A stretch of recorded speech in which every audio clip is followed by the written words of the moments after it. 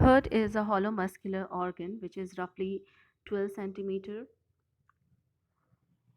in length and 9 centimeter in width. It is roughly the size of a fist in a closed condition, and the weight of an adult heart is different in case of males and female. In case of males, it is around 300 grams, whereas in case of females, the weight of the same heart is little less, that is, it is 250 grams. The male and females, they attain this weight of 300 or 250 grams after they become adult. So the individuals at who are in the age group of 18 to 20 years, they have the weight of the herd to be 300 or 250 depending on the kind of sex they have. Either if they are males, 300 grams; if they are females, it is 250 grams. Now next important thing is about the position or the location of the heart. Heart is a reddish brown organ and is conical shaped structure. Now this structure is placed in between the thoracic cavity, and in the middle of the thoracic cavity, where the broader part is placed in between both the lungs, whereas this lower portion, that is the apex, it is getting the support of the diaphragm. So whenever the question is asked what is the position of the heart, it is placed in middle of the thoracic cavity, close to its front wall and between the lungs, where the broader base is quite close towards the lungs, whereas the narrower apex is towards the diaphragm, or is resting on the diaphragm. So this is how you should write about the location. Next important thing is about the covering of the heart. The outermost covering of the heart is known as pericardium, and it consists of, since it is a double layered structure, it consists of a fluid filled area within it.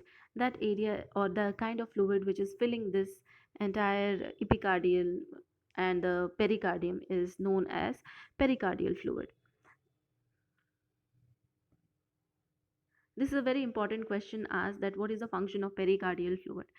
The pericardial fluid keeps the heart moist, and it allows its free movement, because every time the heart is contracting as well as relaxing, so this continuous contraction and relaxation should take place without friction, otherwise the heart muscles, they will get injured. So that's why the fluid is helpful. Second important thing is, whenever there is any mechanical injury to any individual, they fall or they meet with any accident, during that time the pericardial fluid, it protects the heart from jerk. So these are two important functions of the pericardial fluid.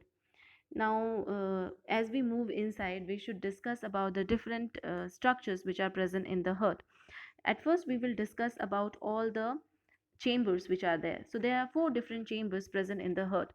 Whenever we discuss the external structure of the heart, we should discuss the structure of the heart as if we are placing the entire heart over ourselves, and we always discuss about our own heart.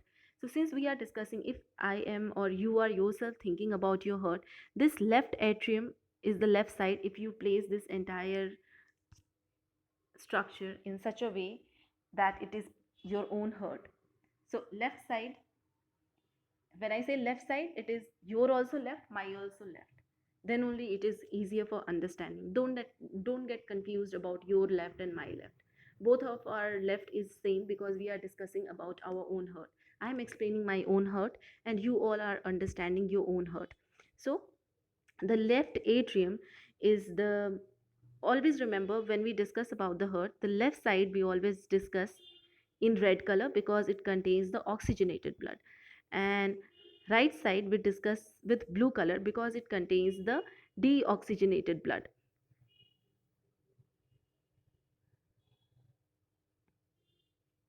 So remember it in this way: left atrium takes has presence or has presence of oxygenated blood within it. It has various arteries also present within it, and just below to it there is presence of left ventricle. Now all the blood which is there in the oxygenated blood which is there in the left atrium is dropped to the left ventricle through a valve, and this valve is known as bicuspid valve or mitral valve. The name is very important because it has two cusp. Cusp means two openings. So there are two openings which are present. There will be two chambers or two openings which will be there, and these will form the first structure or the left atrium or auricle. Now left auricle, when we have also discussed the left ventricle. The ventricle is the area which is containing the left the oxygenated blood from the heart. And what is the function of this left ventricle? It is capable of transmitting the same blood from the left ventricle to different parts of our body. Now, since it is an oxygenated blood, so it is in high demand for our entire body. And what kind of vessel must be present in this case? It is the aorta. So through aorta, the oxygenated blood, it is transmitted to the entire body. You can see that this organ, which is this yellow highlighted organ, is the aorta. Now we will be discussing about all the three signs. You can see this aorta has three bifurcated vessels, or I should say arteries. So these three arteries supply blood to different parts of the body, and we will discuss about each one of them. One of it will be supplying blood, let's say from the place where aorta is written. From that side, the first artery, this artery this artery we are going to discuss, it is supplying the blood to the head portion or the upper half of the body. Second one is supplying blood to the rest part, that is the lower part of the body, that is below the heart, the entire area. Now what about the third one? The third one is capable or is supplying blood to the heart itself, or oxygenated blood to the heart itself, because heart also requires large number of energy or large amount of energy for production of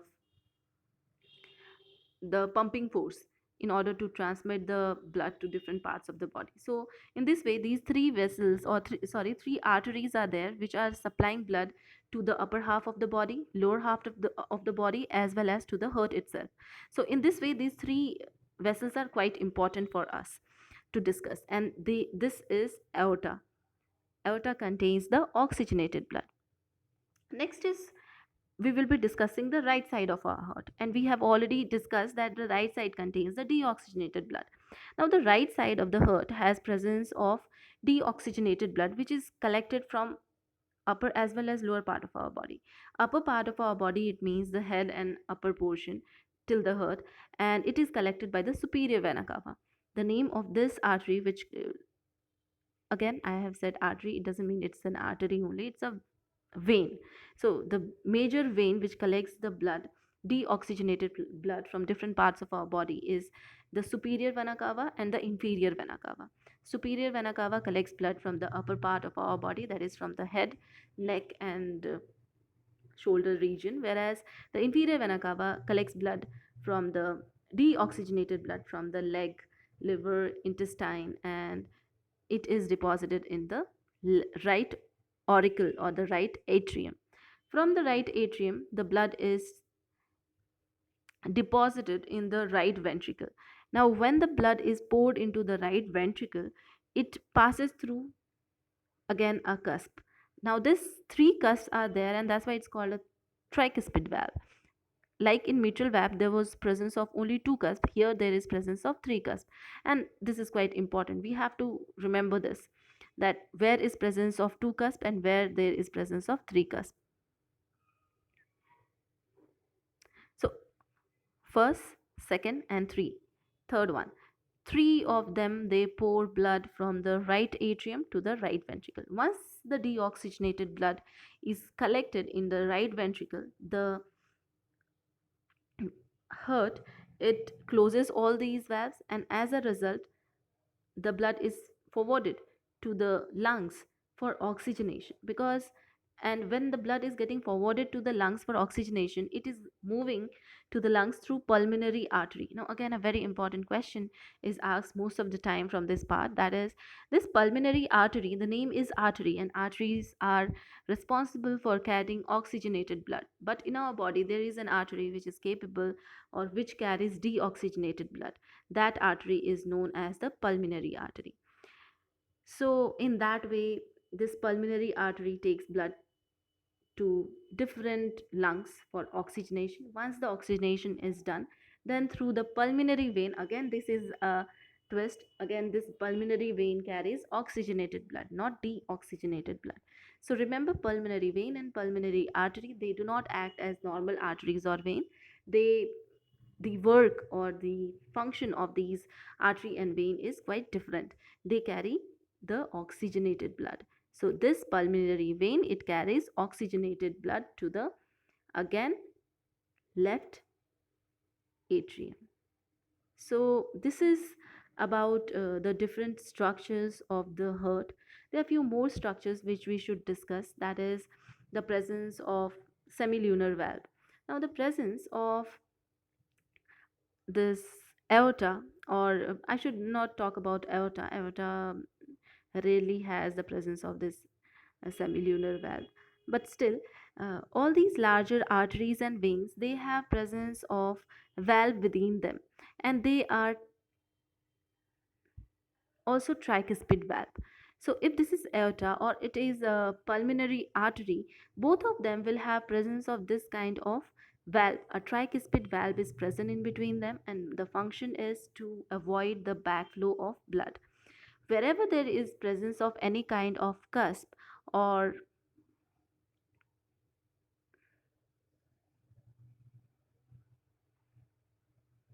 these cusps, they avoid or they do not allow the backflow of blood, because if there is backflow of blood, then there will be disruption in the activity, or the pressure will not be created for the movement of blood to different parts of our body.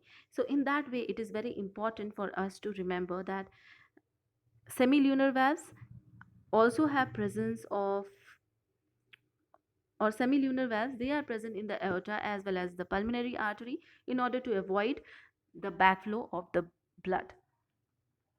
At times, you will be able to find out various structures, like one of the structure which I felt like discussing with you all is the presence of, over here, there will be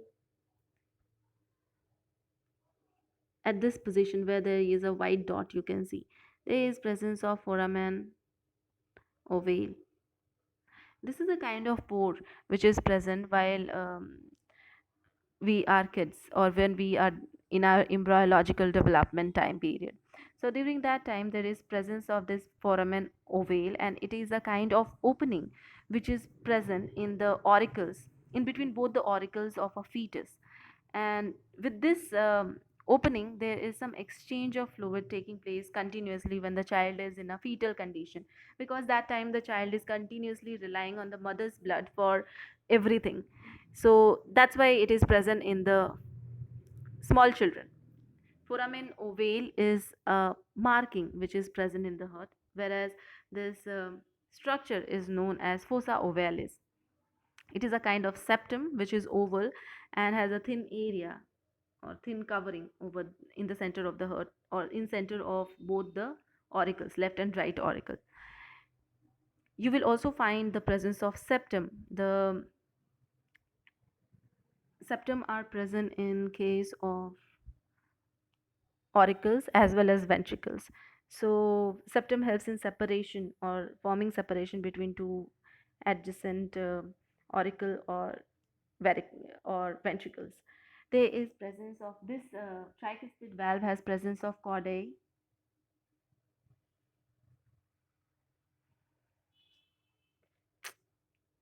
tendineae. Chordae tendineae is a kind of tissue which helps in attachment of the three of the tricuspid valve. So with the help of tricuspid valve, or with the help of chordae tendineae, the attachment is there between the tricuspid valves or yes, between the tricuspid valve. So in that way, this is quite important. It is a kind of ligament which is attaching the muscles of the auricle to each other as well as to the flaps each, because in the center there is a open flap and that needs to be attached to the auricle, and in that way it is quite important. So these are some of the structures of the heart which are quite important and you all need to learn about it and are mentioned in your textbook. You all need to go through it in details.